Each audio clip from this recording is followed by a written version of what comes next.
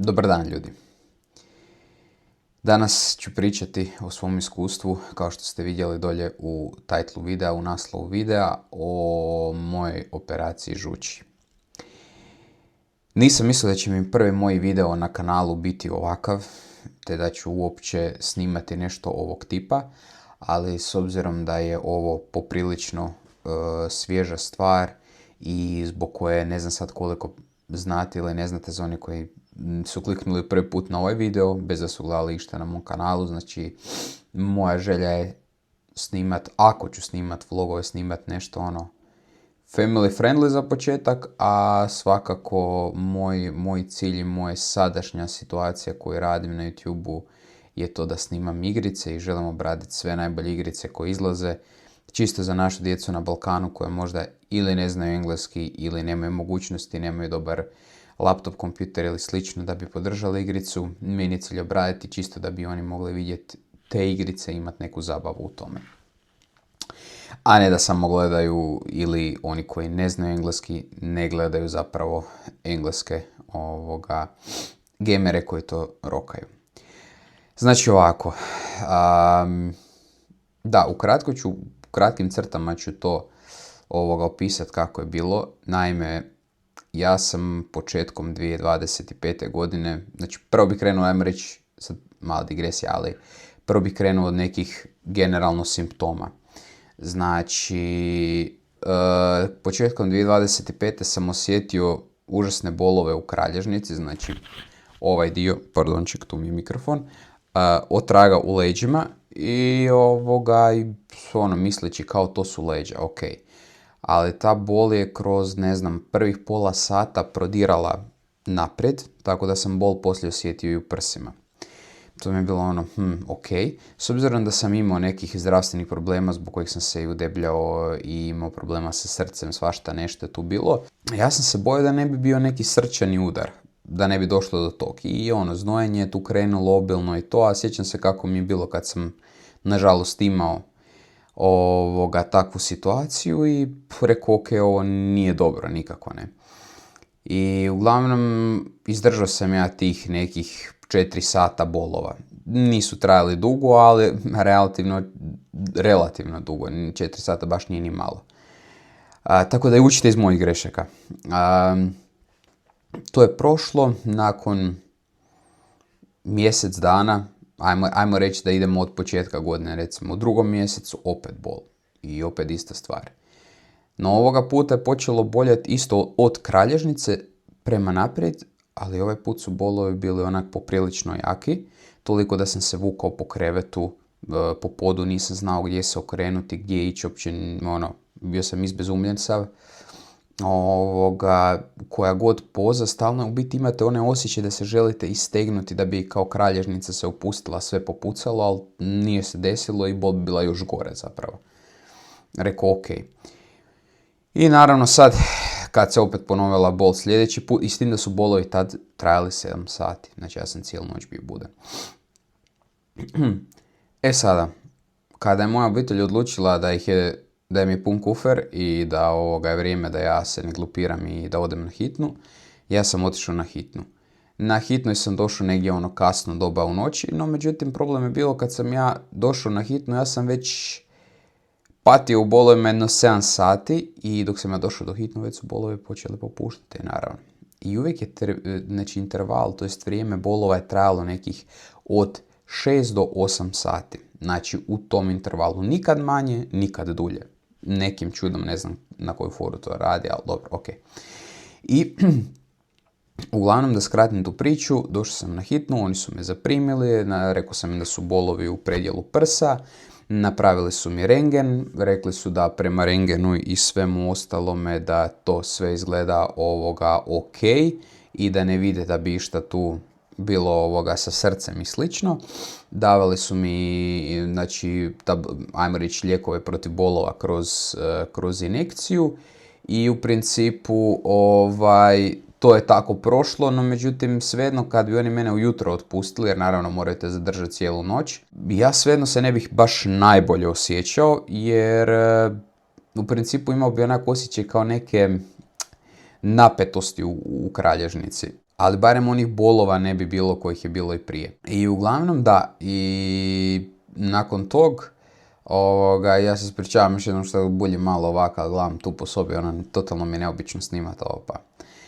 Onda se to desilo opet. Ja sam opet otišao na hitnu i to uz nagovor opet svojih.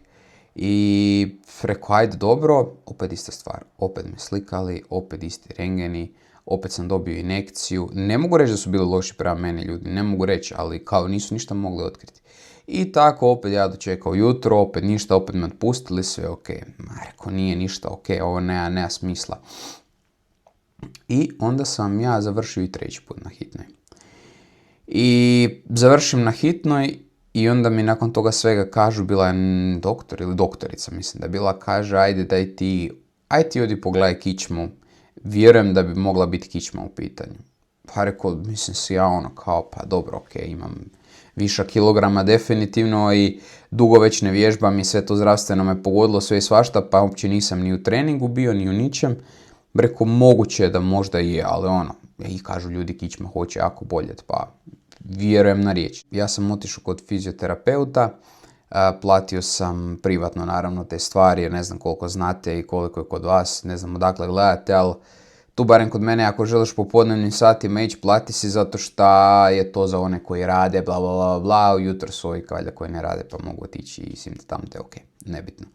Ja sam se plaćao, ja sam redovno išao na posao, nakon posla dođem i odem kako se zove, na terapije, vježbam, ja to sve izvježbam, ali nema tu nekog pomaka. Doduše bol se čak i ponovila u tom periodu kada sam imao te vježbe.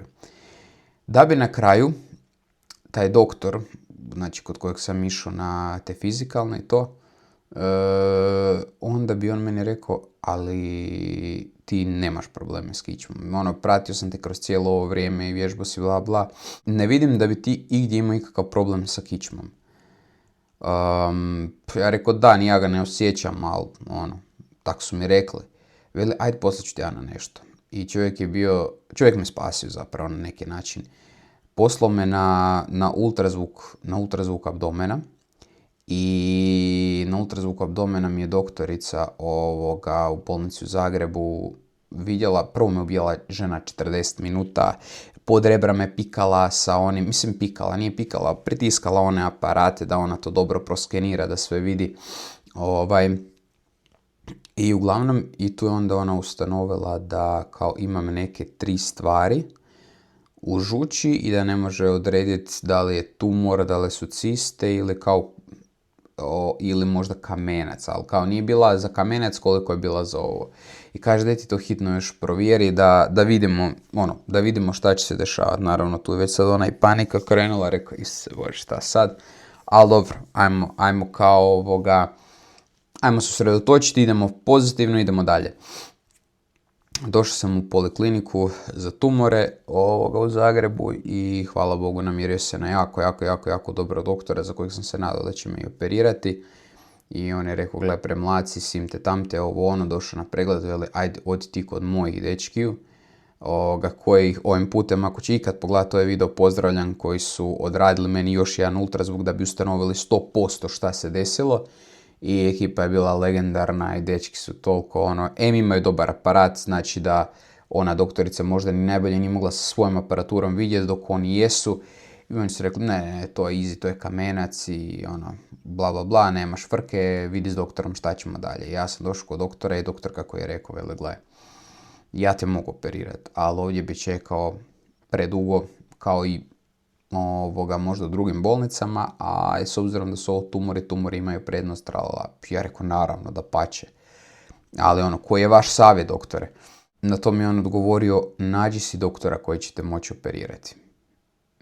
To mi je bilo ajme meni, jer sam prvo pročitao sve o doktoru i na internetu i ovako iz drugih iskustava, naravno od ostalih i raznih ljudi i super, doktor je stvarno na glasu kao odličan doktor i tu mi je bilo Isuse, nemoj me zezati da ja saista neću sad biti operiran od njega, ali hajmo dalje. I tako sam otišao u svoju bolnicu u Zagrebu gdje sam, ajmo reći gdje se vodim i zatražio sam doktora, dobio sam odličnog doktora, stvarno ne mogu reći, nisam bolje mogao poželjeti isto.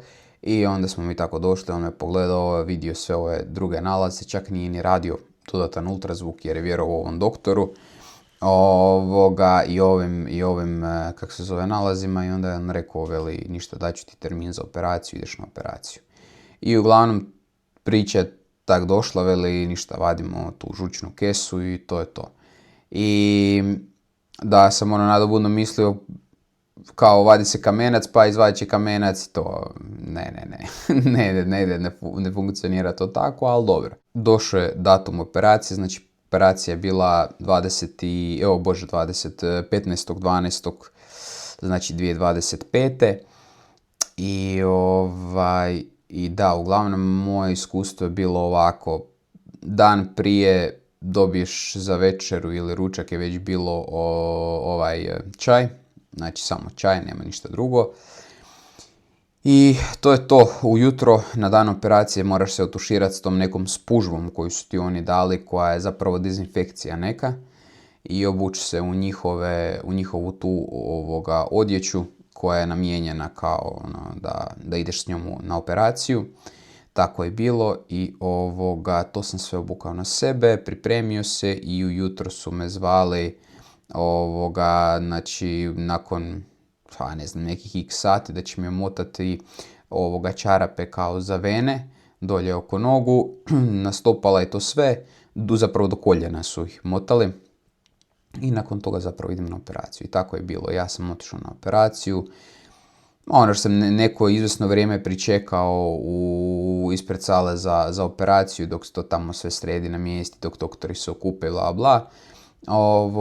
Odradio sam operaciju, spavali su me na injekciju i u principu, kako bi rekli, pikicom. I još k tome sam dobio naravno i masku da bih udahnuo napunio pluća sa plinom koji se uvijek standardno radi. I uglavnom to je bilo to. Tu sam ja, banana i gecrk, ajmo spavanje. Anesteziolog mi je bio prije iznad glave i on mi je rekao da će me on voditi, predstavio se ko je šta je, rekao je, veli, ja sam zadnji koji ćete vidjeti, veli, kojeg ćeš vidjeti prije nego zaspiš i prvi kojeg ćeš vidjeti kad se probudiš. Kada sam se probudio nakon operacije, anesteziolog je zaista bio ta osoba koja je bila pored mene. Je rekao da je operacija sve dobro prošla, iako ja sam bio u nekom sedmom nebu, meni je sve bilo mutno, ošamućen sav, znači katastrofa. Kada sam se onda probudio, nije mi baš bilo svejedno, došlo mi da se isplaćem ko budala. Zašto? Pa zato što sam, nakon tog buđenja osjetio opet one iste bolove u kralježnici, prsima, koji su me ekstremno boljeli. Znači baš ekstremno. I onda mi je bilo, Isuse Bože, nije valjda oni su me operirali, a ja još uvijek imam bolove. I to mi je bilo katastrofa.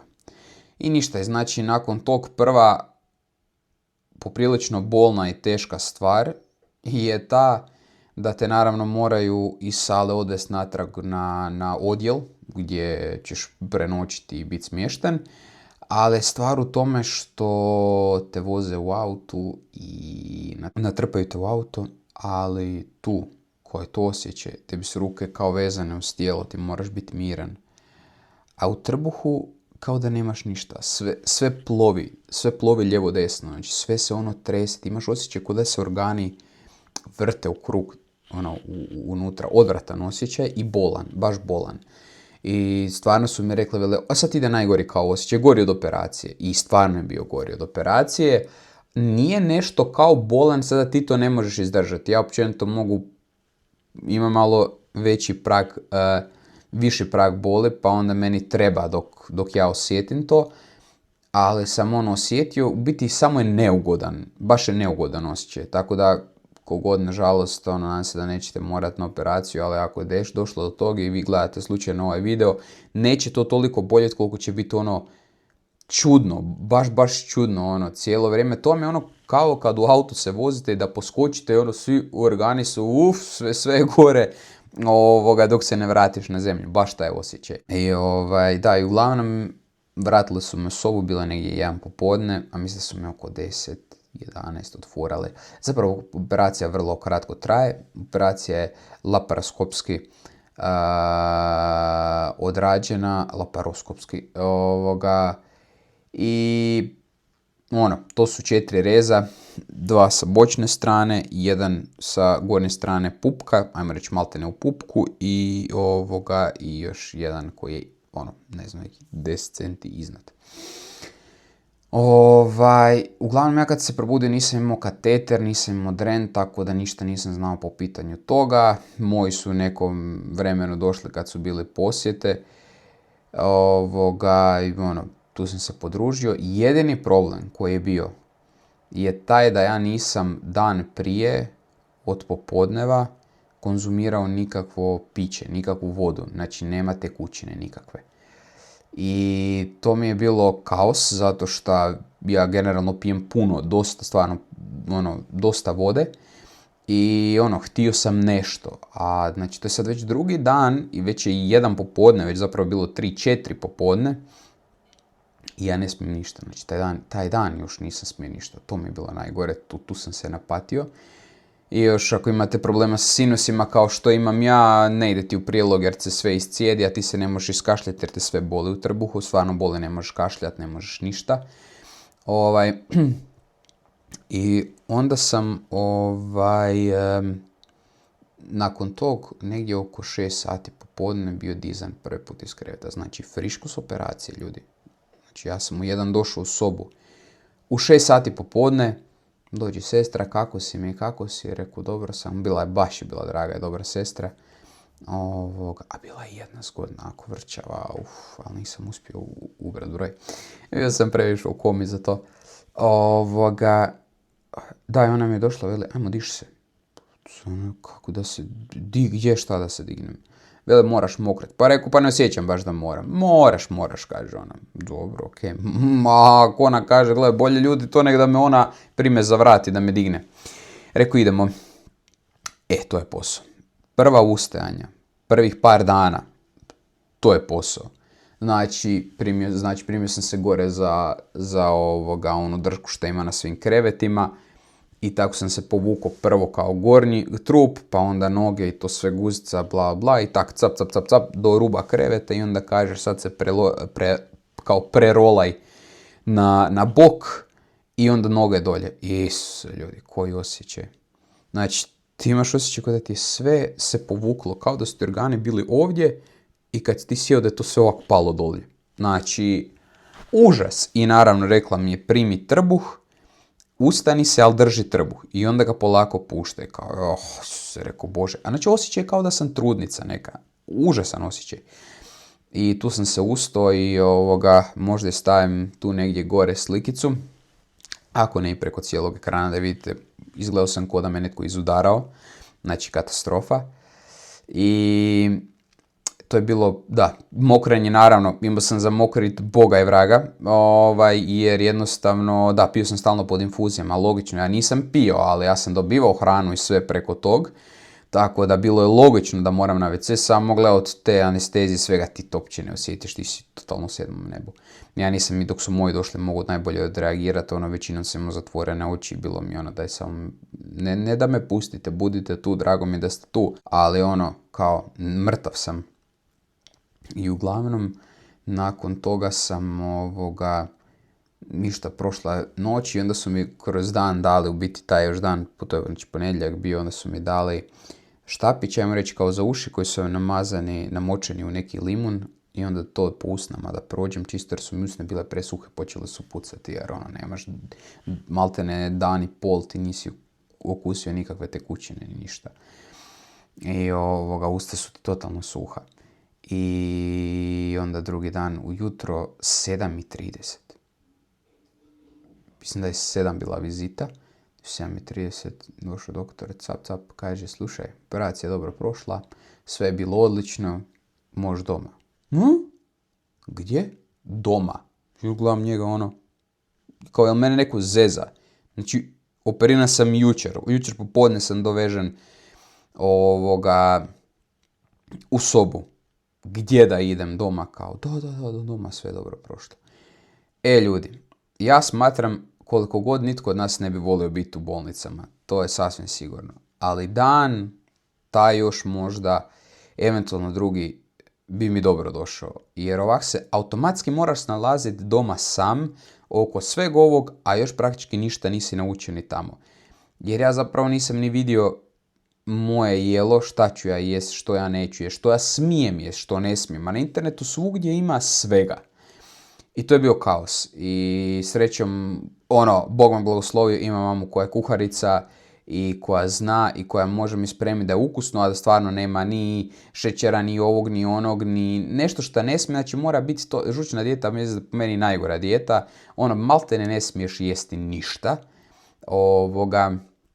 I stvari koje sam smio je bila kao neka light juhica, znači kuhano lešo piletina eventualno i to sve suho, nema tu ulja, nema tu začina, nema tu ničeg, znači odvratno. I recimo stari kruh vam ide tipa dan, dva da je stari ili dvopek na primjer. I šta sam imao? Kuhanu ciklu. Dobro, kuhana cikla to je fino, ok, ali došla mi je cikla do ovdje više. I uglavnom da, i taj dan ujutro je baš majka došla po mene, sad je problem. Oni imaju nizak auto, ja imam nizak auto.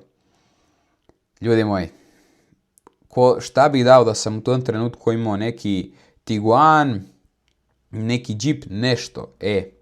Sjest u auto je posao. Znači posao. Prvo, bolite sve. Drugo, držiš trbuh. To je posao. Znači, to je ogroman posao. Sjest u auto, još sam ja viši. Znači, ja sam oko 1,86 m, 7. Ljudi moji,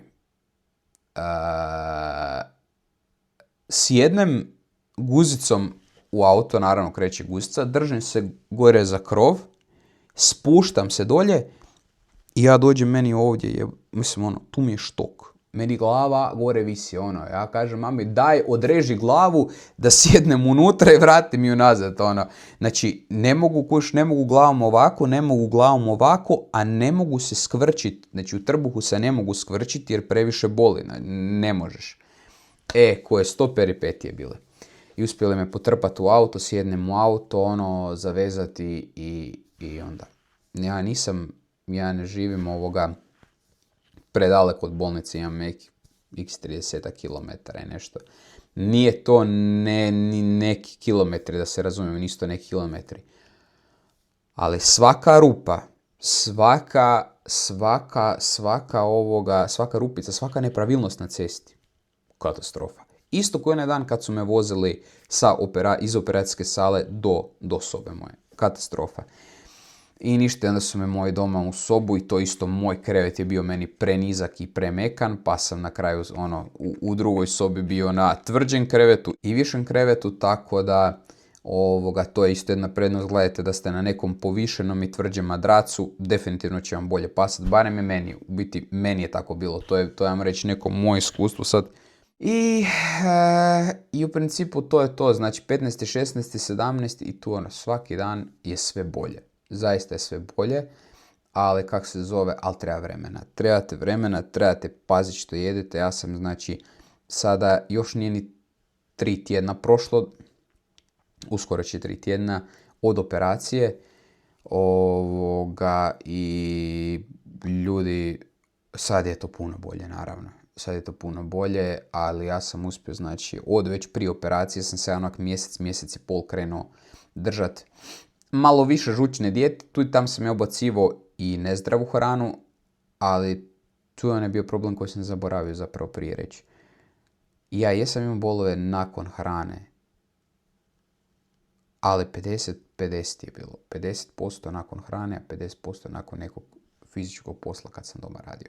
S obzirom da živim u kući i imam dvorište, bla bla, uvijek imaš ti nekog posla oko kuće i to, ja bih nadrapao recimo kad bih radio nešto oko kuće. Znači, ja bi najnormalnije jeo, recimo, ja znao dan prije ili 3 dana prije roknut picu. Ne mogu ja cijelu pojesti, ali mogu jedan 5 kriški pica. I dobro mi je.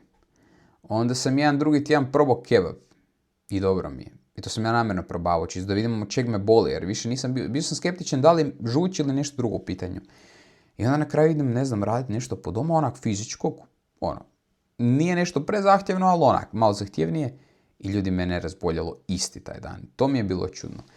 I tog sam se bojao i tako da budemo vidjeli sad, ja ću updateat vas po svemu tom, ali da, uglavnom i to je, i taj dio je bio what the fuck is going on.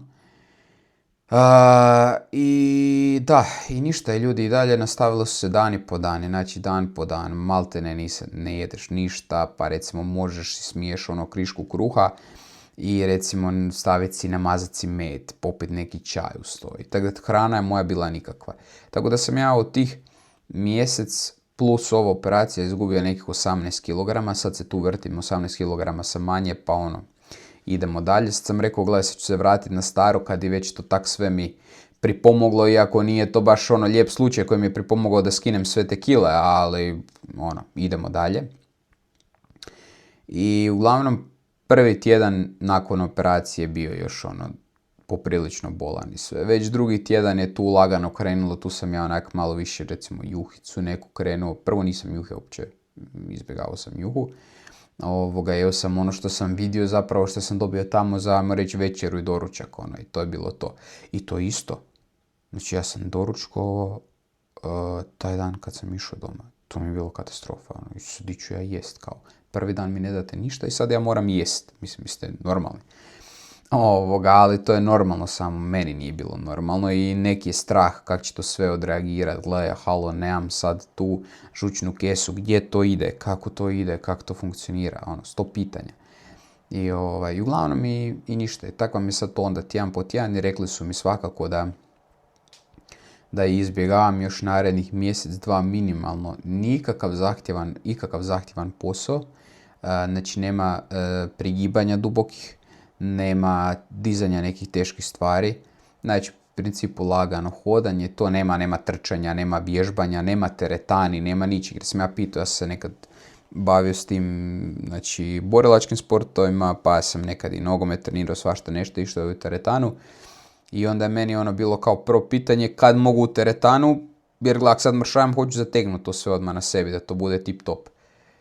Velim, ne ideš u teretanu. Rekao, dobro, okej. Super, ne idem, odlično. Tako da nema toga. Znači ja ću još sad narednih 2 mjeseca sigurno morat paziti ekstremno, morat se čuvati na poslu, srećom posao mi je takav informatika, programiranje i slično da ne moram ništa zahtjevno raditi, ali moram svejedno paziti. Nema tu recimo u auto, skok van, skok unutra, to mi je nema šanse i auto još izbjegavam i što oko auta, tako da doma sam još. Budemo vidjeli, sad sam se već vratio lagano u svoju sobu i vidim stvarno da mi još uvijek ne paše, iako je već sad to puno bolje, ali ne paše mi još uvijek mekani madrac. Tako da je to a laganini, sad sam već počeo nešto jest. Recimo prva stvar od koja je odskočila da sam jeo da nije bilo nešto lešo, vam je bilo u principu dvopek i pileća salama, znači kao s malo masnoći. Sve u biti gledam da sve što jedem ima minimalno masnoći. Znači doma sam pokupovao sva mlijeka koja imaju 0,01% ili ne znam nija masnoće, generalnu hranu, sve mislim, promijeni to čovjeka s jedne strane, jer sad gledam, znači ja znam da puno ljudi možda koje je imalo iskustvo i volio bi da podijele sad iskustvo, da neki su mi rekli, koje ja znam, puno ljudi operiralo, kažu, ne, ja sam derao odmah od početka po svemu. Ja se uopće nisam osjećao da mogu rokat po svemu i da izvinete, znači meni nakon svake te hrane ja bih imao mekaniju stolicu i vrlo ubrzo nakon jela pola sata bih morao na WC ići. Tako da još uvijek se to nije baš najbolje stabiliziralo, ali vjerujem da s vremenom hoće, pa tu ću vas updateat po tom pitanju. I uglavnom kratko to vam je to, nije ništa sad strašno, ali ograničavajuće. Ograničite na neke stvari koje ja sam osoba koja kad se probudi odmah sam online, šta nije dobro online, mislim odmah sam ready to go, skačem iz kreveta i idemo dalje. Nema tog sve to polako, bla bla bla. Tako da usporilo me puno i totalno sam promijenio način na koji, recimo, evo, primjer, voda. Rekli su mi, ne možeš ti utorak kad su mi dali ono vode, ja rekao, molim vas, ja smijem vodu. I onda je bila sestra, veli, sad smiješ, daj. Ali, kaže, uzmi guc, napuni usta, ali ga popi na 2-3 dijela. Nemoj se taj guc cijeli popit, da nije veliki pritisak koji ulazi u tijelo. Tako da sam promijenio način na kojem pijem vodu. Što sam drugo promijenio, ja cijeli svoj život, mi imamo doma aparate za hlađenje vode. Oni su onim galonima gore što se stave. I ja cijeli život pijem hladnu vodu i meni ona za zube ne smeta i ja generalno to volim. Ali sad sam to morao promijeniti, rekli su ne dolazi hladna voda u obzir. Pa ja sad onda recimo imam ovako nešto sa sobom i onda se ja natočim cijelu tu posudu, tu bočicu biti vode i stavim negdje sa strane i onda to meni stoji sa strane dok se to malo ono ugrije, tek onda pijem. Tako da to sam promijenio i recimo puno duže i pravilnije sad žvačem hranu, nema tu ono tan i da progutam sad. Ne, nego ja stvarno se žvačem to sve ono, izmeljem hranu maltene u ustima dok usitnim ju do ono sitnog i onda lagano to progutam. Ono, isto tako kao u dijelovima da to sve ne prolazi, jer opet ne želim se sad zezati dok je to friško, želim da to dobro zarasti, da to sve bude ok i onda da jednog dana možda ću moći onak vratiti se na neke stvari starije, koje sam radio prije, ali definitivno se vjerujem neću više vratiti na hladnu vodu, neću se, jer šok je organizmu sad kad popijem hladnu, ako stvarno malo gucnem, osjetim kroz cijelog sebe kako to ide grozno. Tad sam se navikao na to i to mi je bilo šta je meni bilo popit litru vode, pa to sam ja jednom cugu cup i roknem, a sad to više nije, to stvarno puno manje vode pijem, tako da ono što ja sam i pio je bilo baš pretjerano, pretjerana količina na dnevnoj bazi. I vidjet ćemo sad ćemo vidjeti kako će biti dalje, ali uglavnom to vam je ukratko to. Ako budete imali kakvih pitanja, ja se radujem iskrenom pitanjima i volio bi čuti tuđe neko iskustvo, jer velim, ja sam se poprilično bojao dosta tih stvari, jer općenito jako bih jeo masnije i dok sam imao žući još prije 2-3 godine. Ja bi generalno tipa, ako bi išao jest McDonald's, što smatram mislim, svi smo mi voljeli McDonald's, ali kao smeće od hrane i onda odem sad na kraju i dok sam počeo raditi to sve, priuštim si ipak restorane, kvalitetniju hranu ako jedem vani, ako ne imam najkvalitetniju maminu hranu, kuhinju njenu. I uglavnom, recimo ja bi dobio ako bi otišao na primjer, sad ću buvnut. Ima tu u Zagrebu restoran Batak i tu bi ja znao otići ekipom, uzmemo ovdje plate, narokamo se svega i ja poslije završim na WC-u. Tako da generalno ja već tad mi masno to nije odgovaralo. Vjerujem da je tu već bio problem sa žući, da je to samo onda maltene nije ništa, masnoća se nije u jetri proradila, pa je pustila da žuć prorade, žuć jer mi možda rekla fuck off, ne mogu i ajmo sve van. Tako da mi to sad kao nije strano, samo jedino moram vidjeti da li će se to ustabiliti, to je pitanje prema vama. Recimo, generalno sa stolicom, da li ste imali takve probleme da recimo nakon pola sata već poslije jela vi morate ići do WC-a i da li, ako jest, da li se to onak s vremenom ustabililo da nije to baš toliko učestalo, jer meni to sad još uvijek tako, Ovdje mi ne mogu računati da ću ja sad poslije jela ne znam šta, znači znam da pola sata tu negdje ja sam na WC, ovisno o tome što sam pojao. Tako da volio bih otvoriti neku diskusiju po pitanju tog u komentarima i da čujem vaša mišljenja, vaša pitanja ako nažalost neko mora ili će uskoro morati i smatra, jer ima dosta ljudi koji sam ja upoznao koji imaju kamenac i reći nam je da bi bilo dobro operirati, ali kao boje se i slično, pa će pogledati oni taj video, znate tko ste. Ali smatram da opet dok smo mlađi je lakše to riješiti. Ljudi, nemojte... Mislim, svi mi to možemo, ako mogu djeca, a bilo je djece od 13 godina, onda mi vjerujte da možemo i mi. Ja nisam mogu vjerovati da reku, šta je djetetu moglo biti od 13 godina koje je tek napunilo da fucking ima kamenac i da ga to maltretira.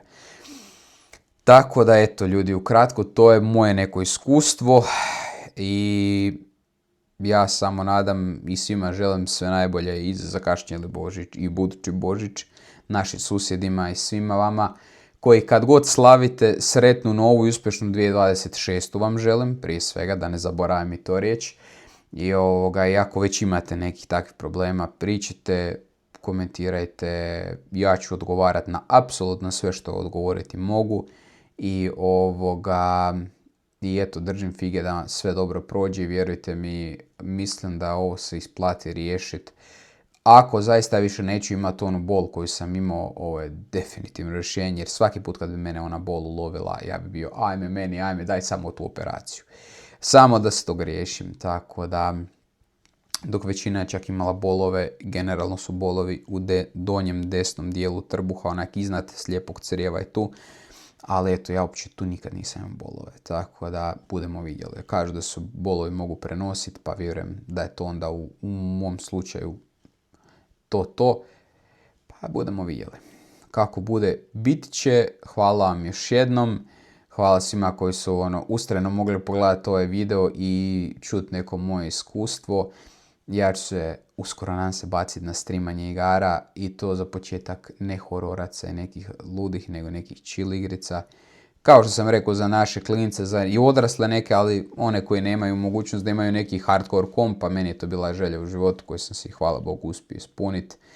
I želio bih se vratiti tome i ako bude ikakvih stvari, ako bude neko htio nešto da vlogam i to, nisam taj tip toga, ali možemo se okušati u tome. Ljudi, hvala vam, čuvajte se, pazite se, budite mi zdravi. Zapravo kad pogledate na kraju dana šta vam ostane, preostane vam zdravlje i na to jedino najviše moramo paziti.